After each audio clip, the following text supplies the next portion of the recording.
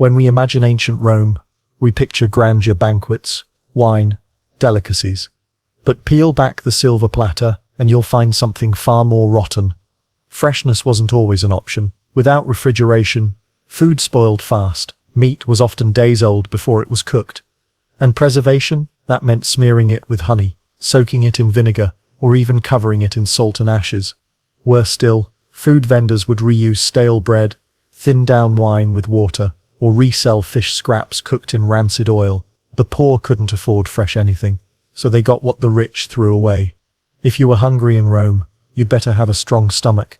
Want to make anything taste better in ancient Rome?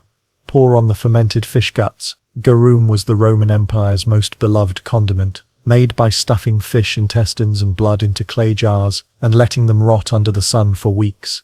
The result? A salty, putrid liquid so popular that amphoras of it were shipped across Europe. They poured it on meat, vegetables, even fruit. And while the rich used the top layer, the poor often got the cheap sludge from the bottom, thicker, browner, and far more pungent. It was the ketchup of its time. If ketchup smelled like a fish market dumpster, food in ancient Rome didn't just taste questionable, it could kill you slowly. Elite Romans drank wine sweetened with lead syrup. That's right, boiled grape must, with lead-lined pots, created a sugary taste and a neurotoxic disaster. Long-term exposure led to brain damage, infertility, and madness. Bread was sometimes bulked up with chalk or powdered beans. Water, pulled from aqueducts with unknown contaminants, and meat, especially pork, carried parasites, like tapeworms, that went uncooked thanks to rudimentary kitchens. To dine in Rome was to risk poisoning, parasites, or both. Roman elite were famous for their over-the-top banquets, but what happened after the meal might turn your stomach. Courses could stretch into the dozens: roasted peacocks, stuffed dormice, honey-glazed flamingo tongues. The goal wasn't just to eat, it was to impress.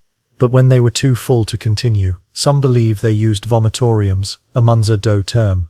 No, they weren't dedicated vomiting rooms, but yes, some guests did make themselves throw up to keep eating. Induced vomiting was seen as a way to make room for more pleasure, a grotesque cycle of indulgence.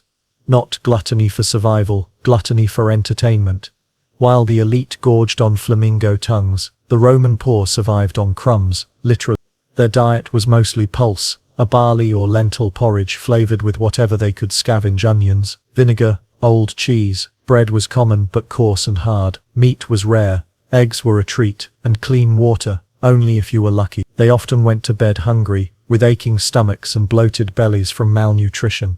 Food wasn't just about nutrition, it was about status, and for the majority of Rome's population, hunger was the norm, not the exception.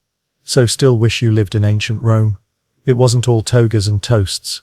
For every lavish feast, there were 10 starving families. For every sweet wine, there was a slow poison. And for every flavor, there was something spoiled beneath.